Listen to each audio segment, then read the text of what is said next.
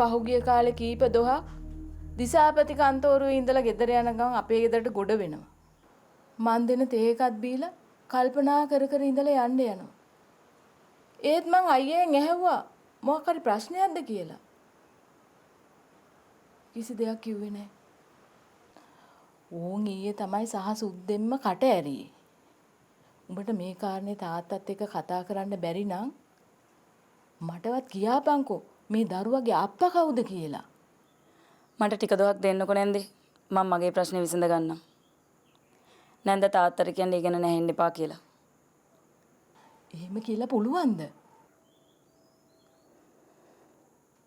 නැන්ද ආපු එකේ බඩින්ගක් කාලා මෙයන්.